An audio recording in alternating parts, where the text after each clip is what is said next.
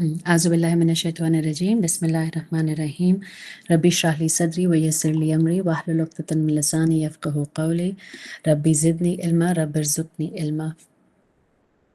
Allahumma arinal haqqa haqqan warzuqna ittiba'a wa arinal batila batilan warzuqna ijtinaba wa tawakkal ala wa kafa billahi wakila. Subhanallahi wa bihamdihi subhanallahil azim. Astaghfirullah. Alhamdulillah. A little perspective on the reason why we are going through this journey of metaphysical Quran and what metaphysical Quran is to begin with. It is a deeper form of Quran, a deeper form because we are asked to reflect deeply. We're asked to deliberate deeply upon the reflection of Quran. And somehow we stop. We stop at the meanings given to us in obvious translations. So this journey is not about making things up. It's not my perspective of a deeper reflection of Quran. It can't be. It's not even any Buzurg's perspective of a deeper reflection of Quran. It is driven from the root words of each within each ayah. So we go to the Arabic root words to be able to understand कि इस root word का मतलब क्या है और फिर उसकी etymology. Etymology मतलब ये कि ये root word जिस वक्त नाजिल हुआ था उसमें it was, Allah Ta'ala chose Arabic for a beautiful, powerful reason that we will begin to understand more, I guess. But essentially it was because it's relevant for all humanity till the end of time. So there's great hikmat in having chosen Arabic. So that means it's not just relevant to the Bedouin in the desert, but the language, the Arabic language was used by the Bedouin in the desert. It was used with such beauty and such precision that when we begin to look at the Arabic words used by the Bedouin in the desert and pair that with the root words, which are official root words. Root word मतलब 3 words होते हैं, 3 root words होते हैं Arabic letters के, तीन Arabic के letters होते हैं which act as root words for each to form each word of Arabic, and from that root grows the whole tree. तो tree के जो branches हैं उसकी application में हल्का सा difference हो सकता है लेकिन बहुत ज़्यादा difference नहीं हो सकता, but the context changes the entire understanding and approach towards Quran. And the reason why it changes that is because it speaks to a deeper reality. It doesn't stop at the historical context because हमें history के through सिखाया गया Quran. It doesn't stop at the cultural context कि क्या चीज़ करनी है क्या चीज़ नहीं करनी, which is mostly fiqh. Quran is not just law. It is law 100%, but it is a deeper reflection, a meditative understanding, a hypnotic realization of the magnificence of our own souls. So it's a code book. It's a code book that when we recite the Quran in beautiful tajweed, which I don't know, subhanallah, when we recite it and we begin to understand its meanings, those codes begin to open up for us. And it's these codes based on those root words and the etymology that we're going to be traveling through.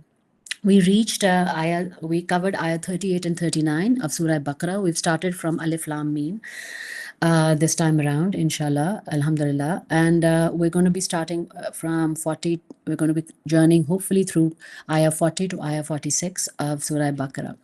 So where we left off the last time, which was ayah 39, and I just want to go through that, just the translation of it and not any analysis or any root word analysis of it.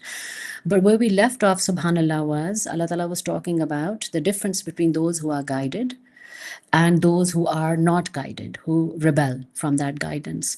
And so there were the hallmarks of those who are guided and how they are protected in the desert as desert travelers, and those who are not guided become lost. And the most beautiful thing that we discovered in the last was the nar that Allah Ta'ala is speaking of in ayah 39. Astaghfirullah, ashabun nari hum fiha khalidun. The nar Allah Ta'ala is speaking of, which is the fire. the word nar is from the same root word as nur. तो वो आग जो हमारी हिदायत के लिए है, because नूर है वो आग जो हमारी हिदायत के लिए है, when it is not channeled, it turns into a wildfire that begins to set us on fire. And other people come later, and Jahannam comes much later. Subhanallah, it is our inner fire that begins to blaze when we don't channel Noor. So the root word of Nar and Noor is the same. And so we begin Bismillah with ayah 40, and I will read only the translation of from ayah 40 to 46. O children of Israel, Ya Bani Israel, remember my favors upon you. Fulfill your covenant, be ahdi, and I will fulfill mine. and stand in awe of me alone. Believe in my revelations, which confirm your scriptures. Do not be the first to deny them or trade them for a fleeting gain. Samanan qalila, and be mindful of me. Fattaqun. Do not mix truth with falsehood or hide the truth knowingly. Establish prayer, aqimus salata wa tuz zakata warka'u ma'ar raki'in, and bow down, establish prayer, pay alms, and bow down with those who bow down.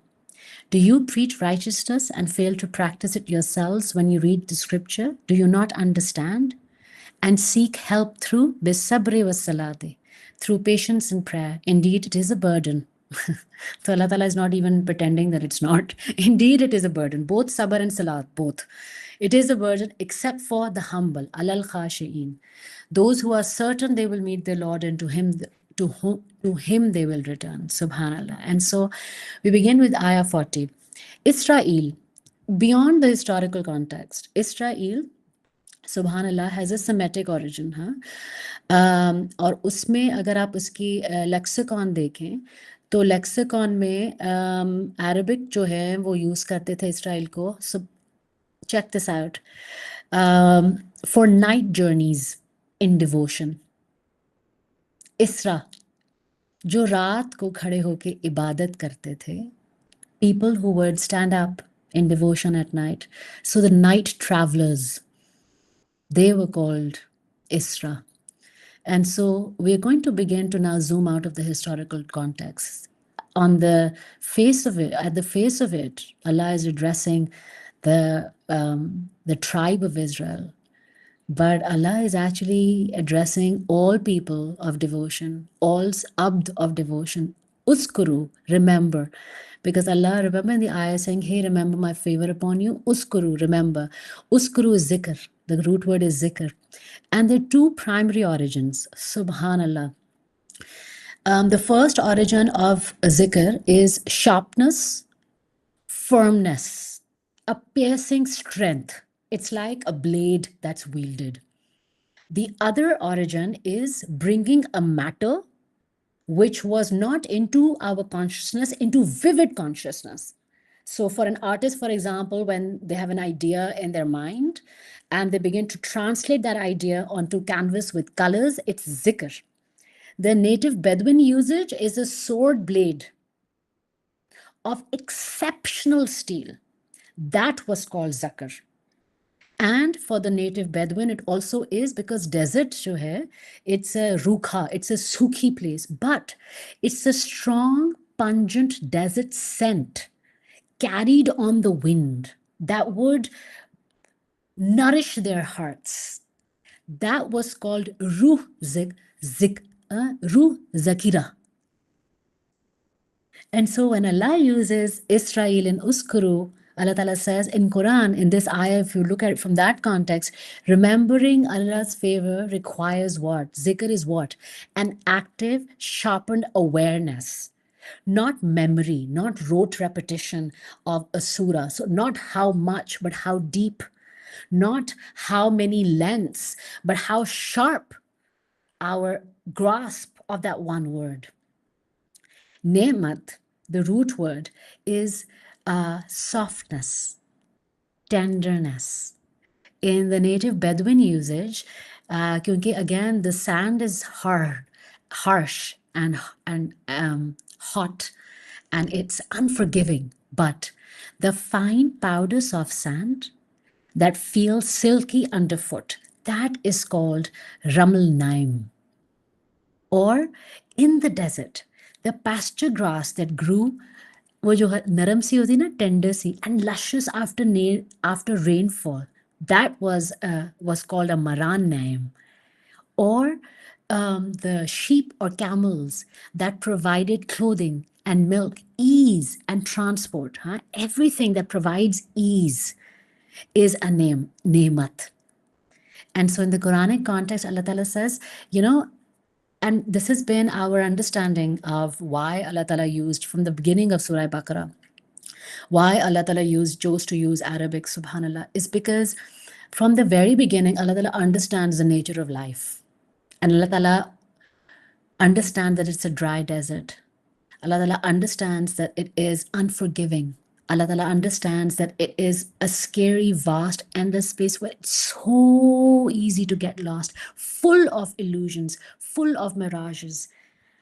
It's so easy for travelers to die of thirst until they don't band together. It's so difficult to travel alone. To make it easier upon the desert traveler, to make it easier upon the desert traveler, Allah Ta'ala says, Nemat, I have given you Nemat. And in this moment, Allah is addressing my heart. Although I cannot be the one who says that I stand up in the middle of night and I do the zikr of Allah, but subhanallah, there is a part of my heart that is in the zikr of Allah. Even when I am feeling upset about not being in a conversation with Him, that is the zikr of Allah. Thinking about not talking to Allah is the zikr of Allah. It doesn't have to be us sitting down and putting our heads in a rhythmic rotation and reciting one word repetitively. When we are aware of the presence of Allah, and that I am not as close as I'd like to be, or as not as close as I was 2 months ago, or I'm very far away from Him. Even being very far away from Allah is the zikr of Allah. Why? Because my awareness, the sword that I'm carrying as a moment, is a razor sharp sword, which, when it's not aligned to our Qibla, which is not aligned to the heartbeat of my Rabb, it vibrates with becheni. So thinking about being away, feeling bad about being away, this heaviness that we carry of being away from Allah is the zikr of Allah. And Allah says, you remember my nemat upon you, and I will fulfill my end of the bargain. Now, Afwu, and this is also the name of Allah, Afwu is fulfill. And we know that we have covered the Afu part of Allah, but subhanallah, look at this. It's a fullness, a completion. It's like when there is a pyala and you fill that pyala to the brim with sweet and beautiful, pure milk without deficit. It is the purest form of milk you can find. And you have not just given a sip or two, no. You have filled it to the brim. In the native Bedouin usage, subhanallah, filling a grain or a water bowl so high that it reached the very rim of it. Or when a desert water hole filled completely after rain. So Allah says, when He says, fulfill, you remember my favor upon you and fulfill your covenant, your promise. Promise is what? Arastu Rabbi ka promise hai na? Kaun hai mera? Who is your Rabb? You are Allah. Wahi promise hai. Promise ek hi hai.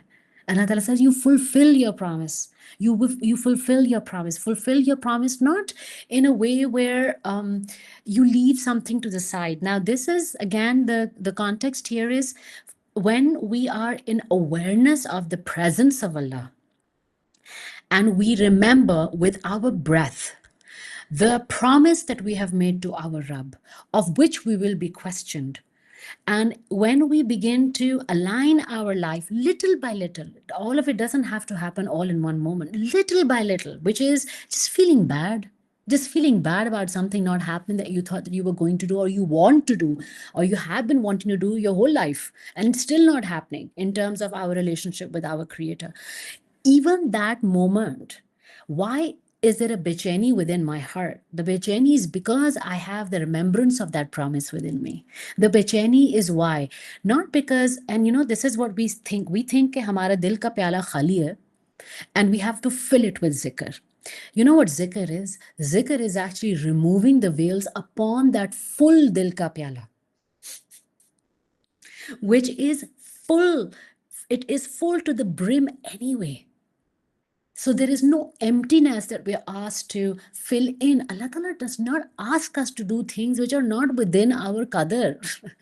We are not we're not the providers of this nourishment within our hearts. Allah is, and He's already placed that beauty and that perfection within my heart. There is a reason why the angels bowed to me. How can I say that the angel bowed to Hazrat Adam? Hazrat Adam is who? The father of all humanity. We are all from Hazrat Adam. Subhanallah. And Hazrat Hawa. Subhanallah. There is a reason, because there is a perfection, a full pyala, a full cup of nourishment within my heart. And the zikr is not filling that pyala ever. It is about removing the veils. And how do we remove the veils? Allah Ta'ala says, Farhaboon, fear me. Now, Rahab is the root. And Rahab is not fear. That's just, again, we were discussing this moment of khushu. It's awe. Now, get this. In the native Bedouin usage, it'll help us understand this farhaboon better, this fear rooted in awe better. In the native Bedouin usage, a thin, highly alert camel that trembled with nervous energy on the move. Or, wait for this, sleeves when they're worn loose and they flutter during the quiet, because halki si bhi hawa chalti hai na. Or unki, when we are sitting in zikr, or when, if you've observed people in, for example, the Turkish mahfil, और उन महफिल के अंदर उनके जो sleeves होते हैं वो बड़े स्लीव्स होते हैं, तो और सारे खामोशी से बैठे होते हैं. I just want us to feel into the energy of this, of khushu.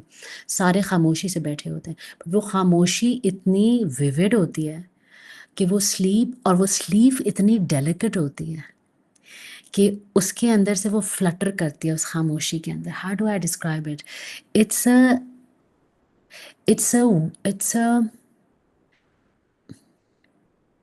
It's a waiting. I would call it, a vigil. A vigil is not just a waiting, it's to stand in honor of. Stand with a lot of honor and a lot of awe of the one whose presence you're standing in at all times. And this sense of awe actually acts as the boundary that keeps us on Hadiya, which are following the footsteps of the she camel, like a baby camel, subhanallah, which is the root word. And then there is tashtaru. Allah Ta'ala is like, do not sell truth for falsehood, for such a tiny little bargain. Tashtaru, sell, barter. Now, the native Bedouin usage is trading valuable hides or woven wool for seasonal grain. Subhanallah. Imagine what has taken months and a whole season to first grow on that animal, or has taken a lot of blood and effort, because you'd hunt an animal and take off their hide, and then you clean it, you process it, and you bring it in for what? For seasonal grain. कि इस season की उस इतनी एक, and seasonal grain, just feel into it. Something which is solid and live, which will remain solid or live. Because whether it's woven wool, because remember, ye value added cheese, and whether it's woven wool or it's a valuable hide, it has a solidity that will stay there however you use it. So you are exchanging that for what? For seasonal grain जो आपने खा के खत्म हो जाना है. Like there'll be nothing left of that grain.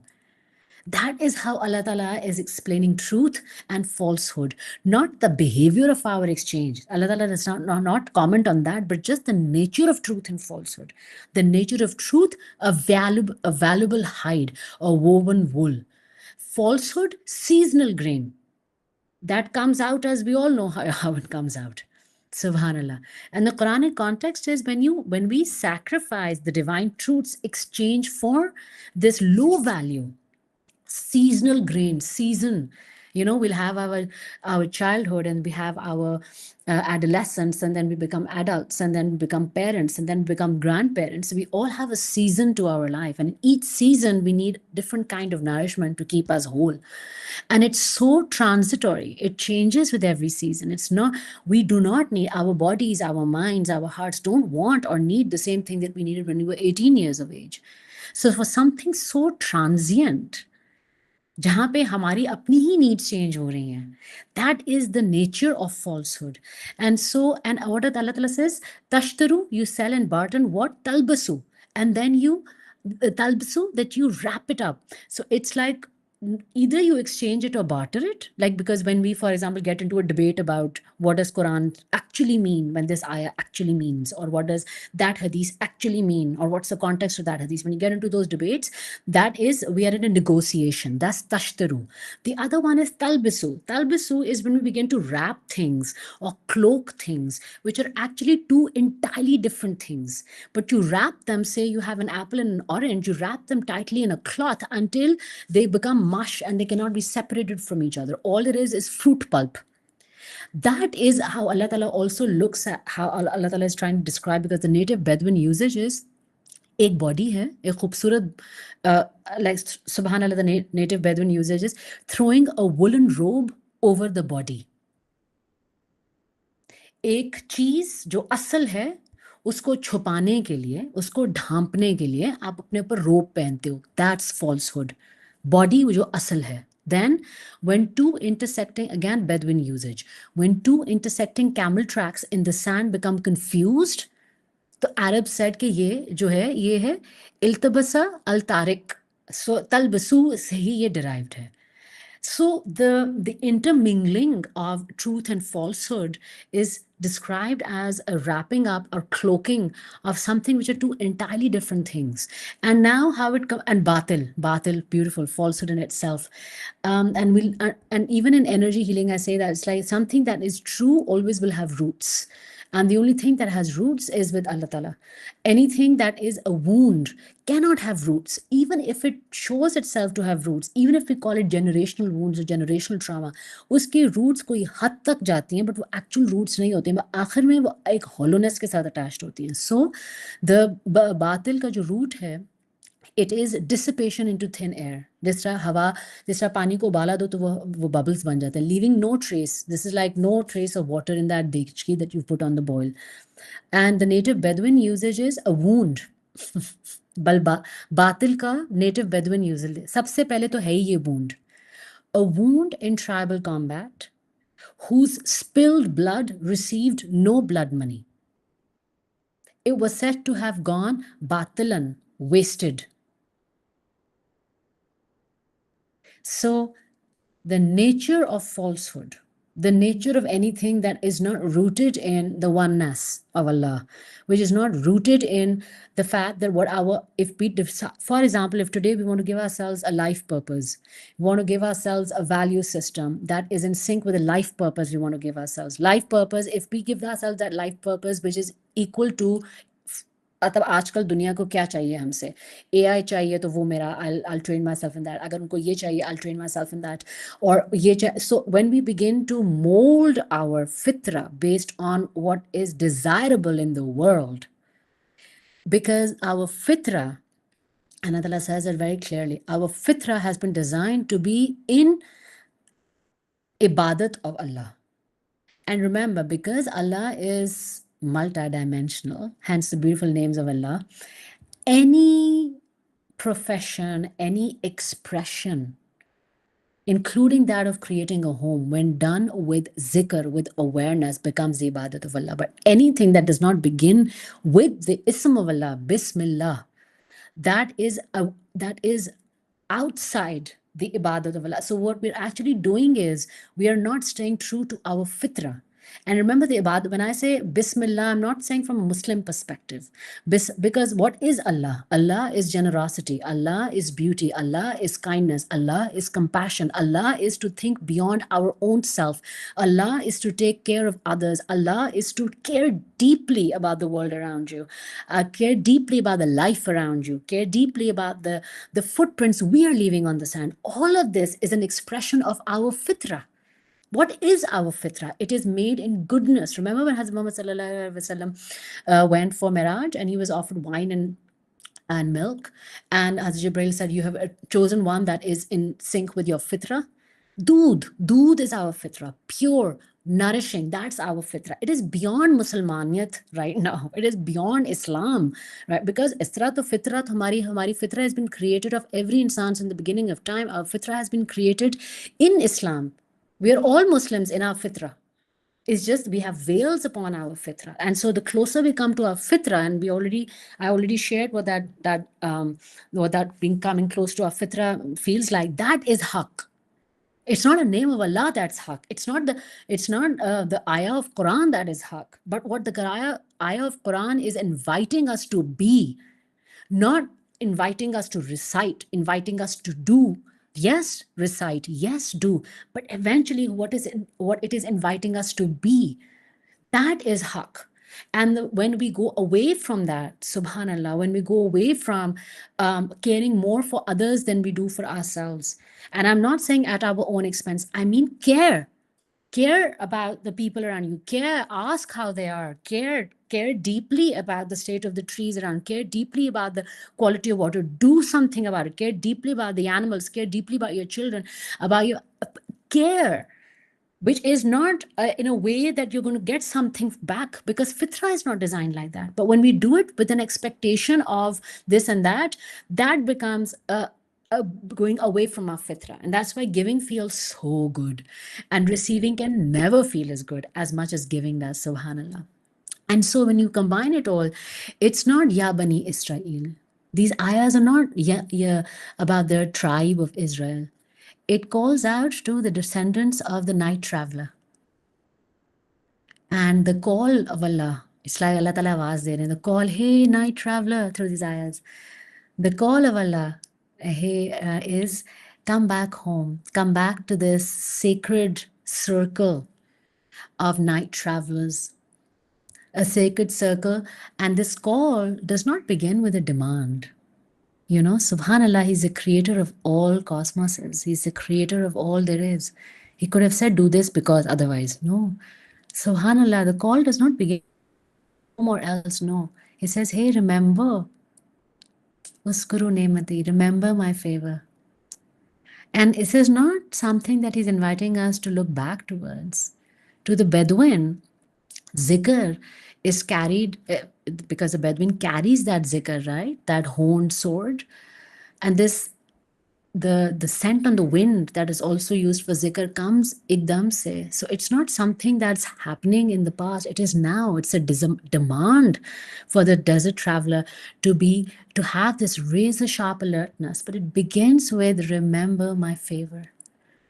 Remember my favor in this moment, this tongue which is speak, these ears which are receiving the message, these chairs in our homes, and time. You know, if you want to just zoom out, time, the way time is allowing for us to step outside for a moment and stand in remembrance of our Creator. How life has been designed where all our worldly responsibilities are being taken care of as we're coming together in this circle. So remember my favor upon you. And then Allah Ta'ala says, what is that favor? Because he says, why is Allah Ta'ala demanding that? Why is, after he says, remember my favor, and he says, through what? Through zikr. Why is he demanding that zikr, that razor sharp alertness? Why? Because it is his form of tenderness. Look at that tender grace. Zikr is a remembering of that tender grace that softens the hardness of the desert, turning a barren desert into a lush pasture and silky sand. Allah Ta'ala says, if you don't remember my favor upon you, this desert that you're in, my friend, my love, my beautiful girl, my beautiful boy, is a hard place. And I don't want you to get hurt. I don't want you to hurt. I don't want you to hurt. So look at me. Keep your eyes on me. Remember me. Remember me. And then comes a mutual oath across the sands. Subhanallah. Because Allah says, remember, you know, in Arabic, a covenant with the divine is not a casual agreement.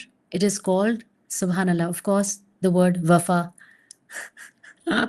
Filled to the absolute brim. वफा होता पता है क्या है? वफा वो होता है वो जो डेजर्ट का जो वाटर होल होता है, filled to the brim, overflowing with rain. So Allah Ta'ala says, remember your promise to me. Across the sands, as you travel across the sands,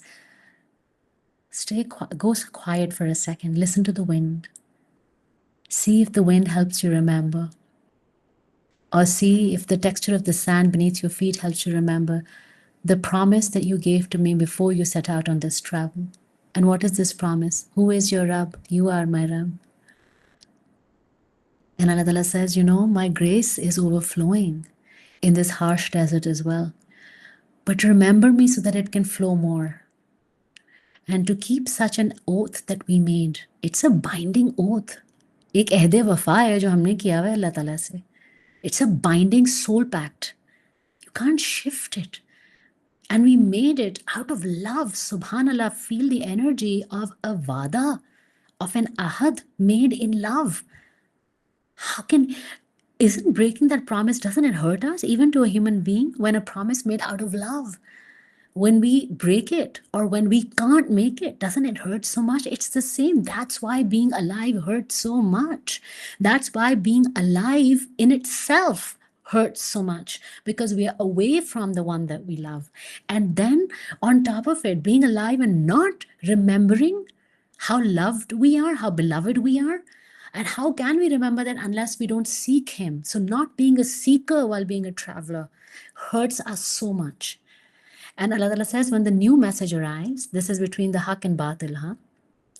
It is this polished spear, this unbending polished, that's what truth is. You can speak it loudly, you can speak it quietly, it comes across. The truth, the haq, is a polished spear. It does not break the past, it locks into it with unbinding strength. What does it mean? What does it mean when we say, okay, if I were to look back at my own past with a mirror of haq, what does it mean that it cannot break it? Of course, it cannot break the past, but it locks into it with unbending strength. What does that mean? It means that if my lens of looking back, because subhanAllah, the lens changes everything. If my lens of looking back is from the lens of Allah, then that lens is informed by Allah's ni'mat. And Allah's ni'mat upon that lens through which I'm looking at the past is this. Hey, I know it hurts. And the awareness, the understanding that Allah begins to give to us as to why it had to be the way it was, so that you are who you are in this moment. And then Allah Ta'ala asks, after we reflect upon the past and come back to this moment, Allah Ta'ala says, do you like who you are? Do you like who you are a little better than who you were back then? And most often than not, depending on which stage we are of our life, we probably will say, yeah, I like myself a little better, a little more than who I was back then. And I would invite for us to do that reflection every time, and we have technology, so every time a Facebook memory comes up, 5 years ago, 6 years ago, and they ask you to add your current picture to it, see how it makes you feel. And if you feel that somehow you're not better, then I'd invite you to look at yourself in the past again, because there is no way. Remember, the universe is always in the process of expanding. Things are always moving towards betterment, whether we know it or perceive it or not. So in the same flow, what we perceive to be Qiyamah, which is the end, and destruction is the birth. You see, when looked at from the mirror of Raham, when looked at from the mirror of Anemat. And so I would invite you, if you think that you are not better than who you were then perhaps look back at who you were then again. And perhaps you need a fresher eye to look at who you are now. Ho nahi sakta. Maybe there is a veil upon your now that's stopping you from looking at your own heart, looking at your own goodness that you have now. And maybe that veil is thinner when you look at your past self, and maybe that veil is thicker when you look at your present self.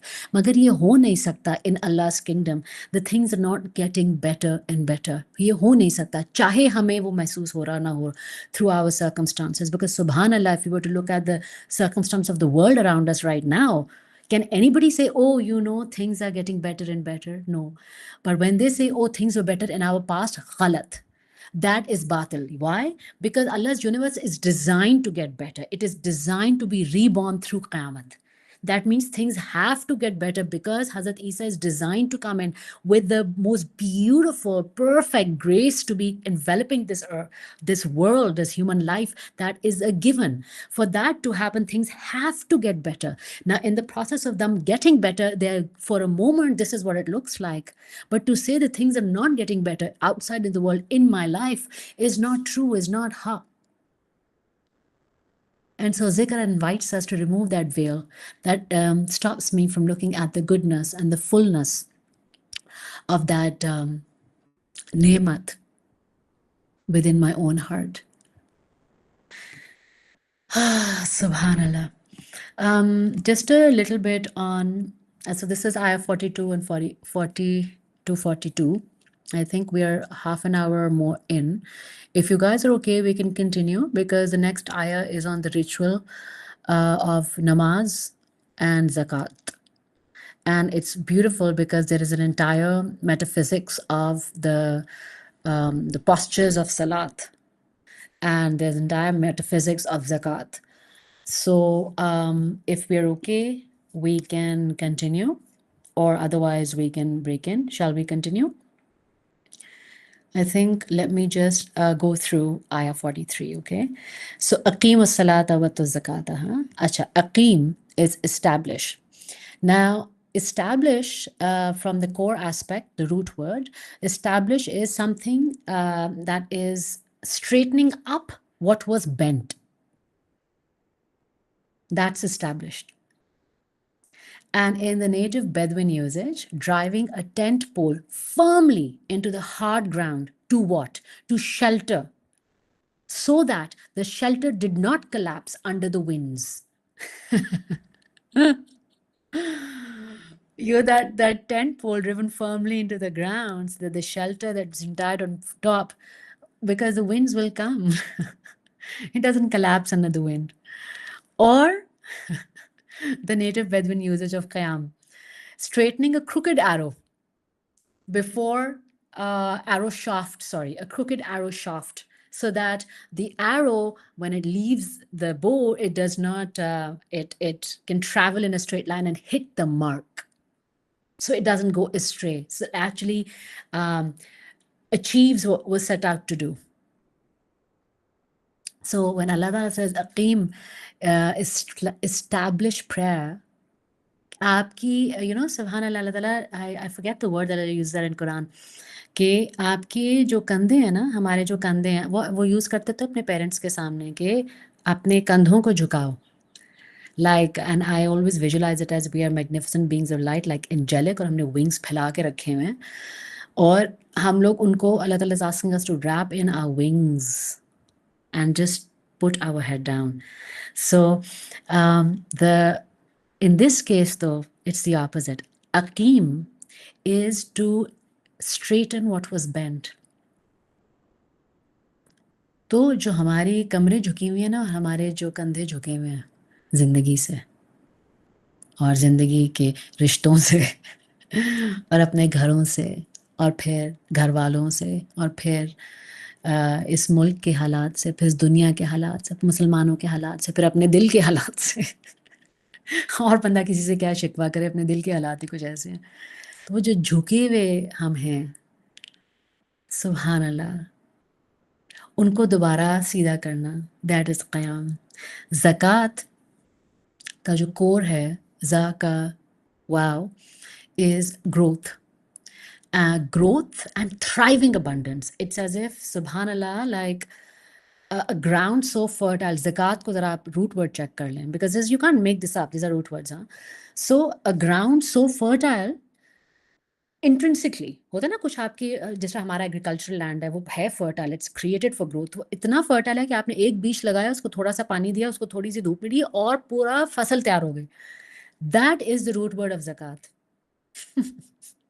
The native Bedouin usage is when the desert crops shoot up thick and healthy after a rainfall.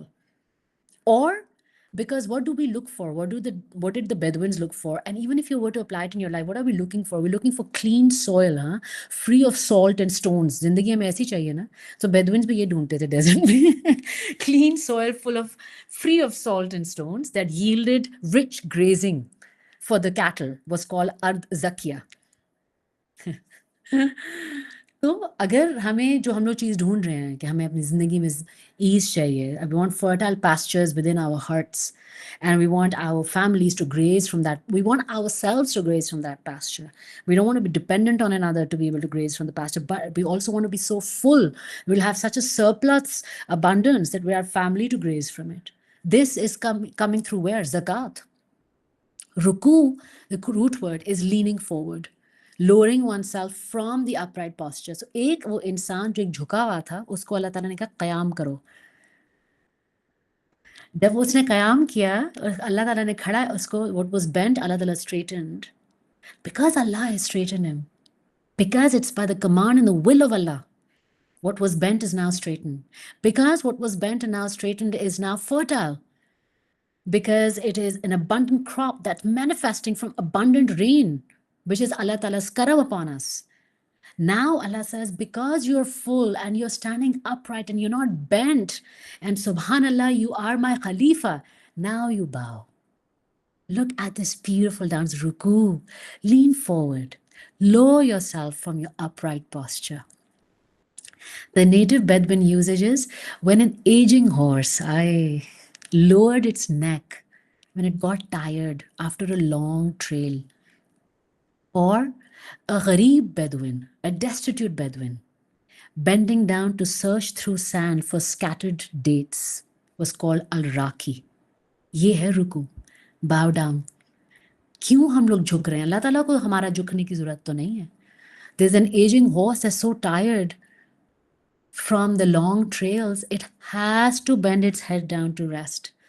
अल्लाह को अपना अल्लाह दिखाने की ज़रूरत नहीं है, हमें ज़रूरत है झुकने की, रुकू. और अभी तो आधे ही झुके हैं. और दूसरा, हम हैं वो फ़कीर जो ढूंढ रहे हैं उस रेत में कुछ खजूरों को. खजूरें बनाने वाले भी वही हैं, हमें बनाने वाले भी वही हैं, डेजर्ट के मालिक भी वही हैं. उनको क्या ज़रूरत है हमारी? सो दिस, वो तो हमें, उनका क्या काम है? अल्लाह अपना अल्लाह होना तब साबित करते हैं जब वो झुके हुए को खड़ा करते हैं. ये थे अल्लाह, दैट इज़ क़याम. आगे is all for us. Allah ने अपना अल्लाह किया, उन्होंने क़याम किया, आगे अब हमने करना है. और बिर, कि अल्लाह ताला कहते हैं कि what do you do around it? बिर is this vast expanse, openness and purity. इसका it's also from the native Bedouin uses pure high grade wheat. And an oath, again from a native Bedouin usage. See how they would use the both root word. Ek to wo pure high grade wheat hai, but also used for a promise kept completely intact. So Allah Ta'ala says, do a righteousness, do a righteousness that is expansive in generosity and good and not tainted by hypocrisy. Don't do it because they'll see you as good. Don't do it because two cameras will click. Don't do it because they will know you in that WhatsApp group as this person who does this. Do it for you. Because you need that pasture in your heart. Other people don't, they need their own pastures in their own heart. And so do it from a place of this goodness which is upon our fitra, and all of that Allah Ta'ala is asking us to do, to establish, to qiyam karo, namaz salat ko, ruku qiyam karo, bir ke saath aur iske sath zakat do. All of this, what is actually Allah Ta'ala, is this something that is asking us to look for in the desert? Is this something that he's asking us to do in a desert land? Is he asking us to search for a treasure that's lying outside, and then it's a competition, and what's told to us that it's a test? No, Allah Ta'ala says, you already have it. You already have the qiyam within you. You already have the ruku within you. You already have the sujood within you. You already have the zakat within you. You already have all of these. I gave you all of this. Remember yourself. Remember your heart. Remember who you are. Remember whose you are. Even when the desert sand hurts and burns the soles of your feet, remember that you have I have put it upon your fitra. What am I saying? What is this? This pasture that flowers in our heart, this bir that urges us to do right, that hurt and that wound we feel when we go away from what is that? This is our fitra. These are all the qualities of our fitra. Every insan has it.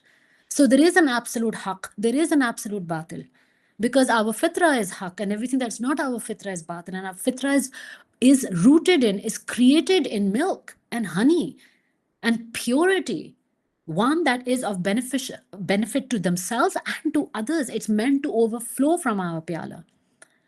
Subhanallah. And so once and Allah Ta'ala speaks of, like, if you were to like do the whole thing of, isme ye tha, albir, recite. You recite, follow closely. Talawa, what is this? Tatlaun. Let me just look it up very quickly. Which one? This is 45. Salat al-Kabir al-Khashin. Lazina yuzunna min rabbihim lam yurji'un.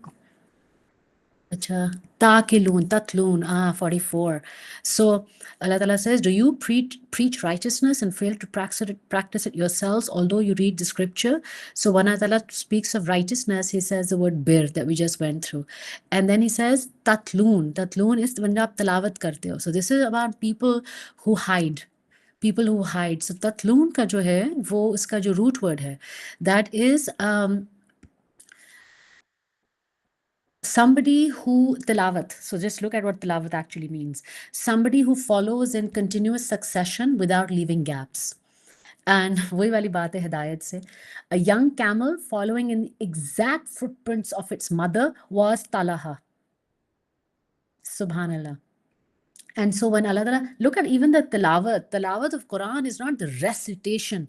The root word is a baby camel stepping to the exact footprints of his mother. That's tilawa ka root word. Subhanallah. And Allah Ta'ala says, aap log khud, because Allah Ta'ala is addressing the people who do it while not, who pretend to be good without really being able to hold that goodness within their heart. So Allah Ta'ala says, aap tilawat to karte ho. You pretend that you are a young camel following in the exact footprint, and maybe you do it really well. Maybe, and this is now really hitting upon the core of what it means to be a Muslim. You know, the stereotypical picture of what a Muslim should look like. उनको तो कुरान आता है, अच्छे लोग होंगे. अल्लाह ताला से तुम लोग तिलावत करते हो. So Allah Ta'ala has never differentiated. Allah Ta'ala has never discriminated between insan and Muslim. In fact Allah ताला को ज़्यादा प्रॉब्लम जो है वो मुस्लिम्स के साथ ही है कि भाई आप लोग जो है, आप लोग when you represent a certain way of being and you lie, that is batil as well. That is the highest form of being of batil. And taqilun, Allah Ta'ala says, then you begin to reason, because हम लोग अपने आप को भी reason करते हैं ना. And aqal, aqala, taqilun का जो है, is actually a binding. It's a rope that prevents a creature from running wild. So Allah Ta'ala says, taqilun, reflect. And why Allah Ta'ala has given us aql. It's also a braided leather in the native Bedouin usage. It's a braided leather. It is used to hobble a camel's knees so it could not wander into danger, not to hold it prisoner.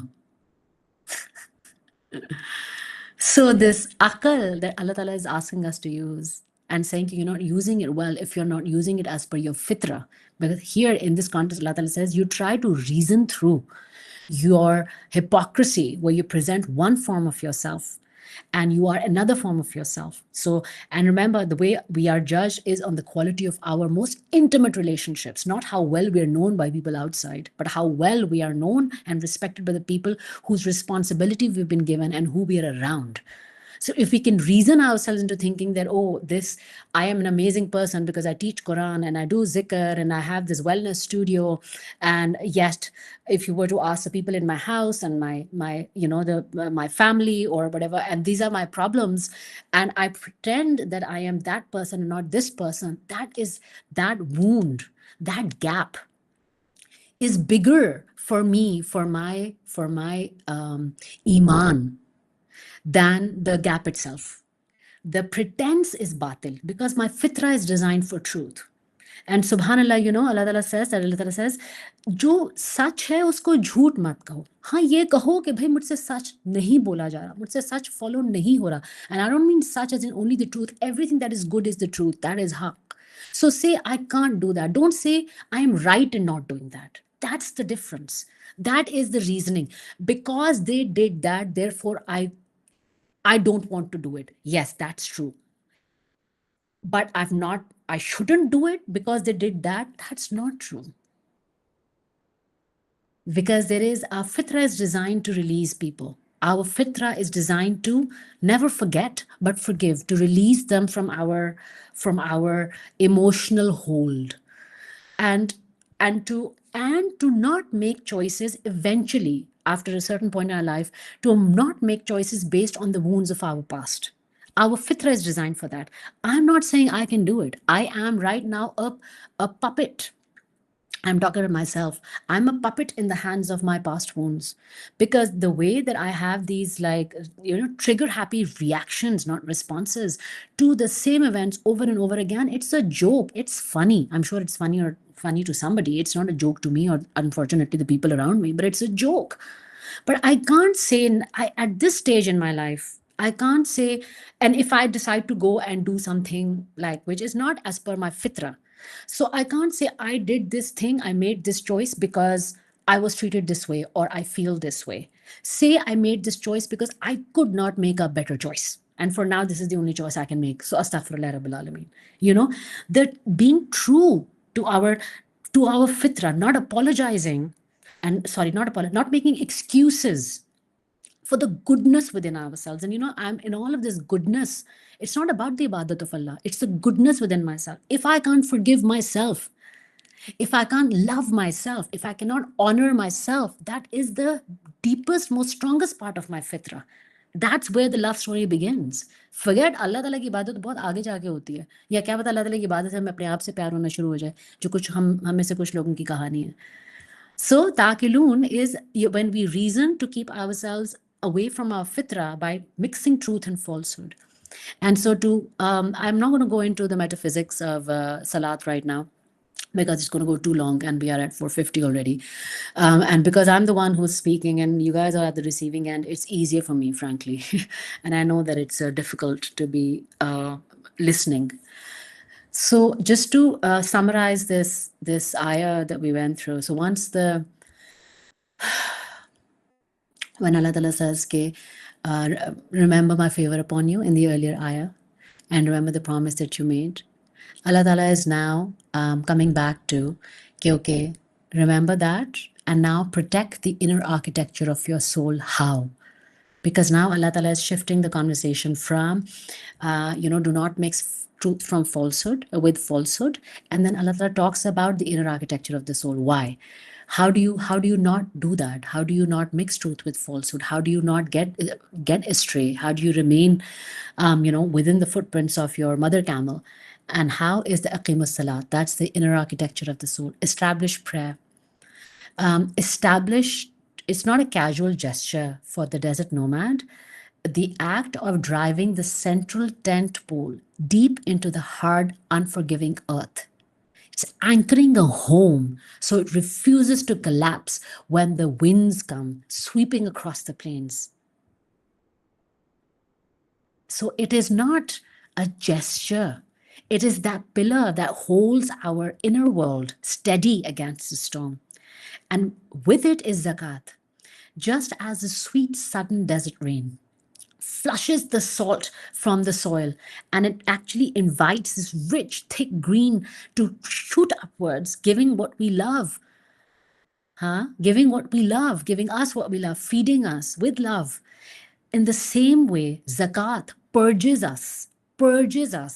It forces out the saltiness from our sweetness, and turns what was once banjar heart or banjar earth or stagnant earth into a live circulating abundance. It's blood flow coming back into our heart. And then comes this posture of ruku. Bow down with those who bow down. Subhanallah.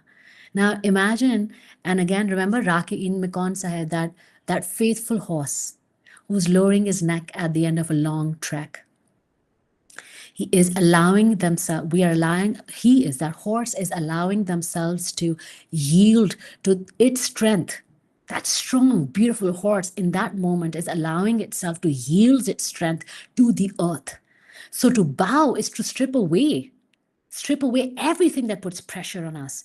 The ranks and the prestige and money and the tribal honor, all of that, yank it that way and find that peace in just bowing down. Give yourself to the earth. That is ruku. And yet what this does, this alignment of establishing in ruku and zakat, what it does is it brings up a beautiful but a very powerful mirror. And that mirror is, even in this moment, even if you are the Panch Vakka Namazi, Tahajjud Guzar, in this moment, is your presence in the world like bir? Pure? Is it that? Or Is it you are inviting other people through your qiyam karna namaz? Allah Ta'ala is such a strong commentary and a very strong point of view on the kind of namazi and the kind of parhezgar and the kind of इंसान that you are यार. अल्लाह ताला is like आप लोगों को invite कर रहे हो बिर का और आपके अपने कदम किधर हैं? You recite the words, letting them flow in smooth succession. Tatloon. Aap tilawat kar rahe ho like a young camel, but where is the anchor of your daily life? And this is both, right? This is both for when we invite people for dawah, but we don't have that tent pole. So this is both salat and zakat, or we are um, people of salat, but we don't have, there is a tightness, there's a greed to our hearts that doesn't allow us to give and be abundant and become a source of abundance. So will you not use your intellect in the wild? A restless camel needs iqal, that braided leather bound tightly around its knees to what? To keep it from bolting blindly towards a cliff or wandering into danger. So this act of reflection, of inviting, using our akal to come back home to Allah, is not just is not my pastime, is not my hobby, is not something that I'll do when I'm free, is not something that I will do when I'm done with the daily chores. It's this invitation is necessary for the quality of life, because otherwise we wander off into, and we know what those we know what those edgy cliffs look like. We know what jumping off cliffs also look like.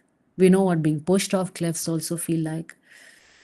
We know what that feels like. And we know that only comes in when we're not being able to sit with ourselves, which is always the presence of Allah, and invite ourselves to show to ourselves with Allah's karam the beautiful bir, the beautiful fitra that has been gifted to us, that is the neema from to us from our Creator. Subhanallah wa bihamdihi, subhanallah azim. Alhamdulillah Rabbil Alameen. Jazakallah khairan kaseera for being here. Inshallah.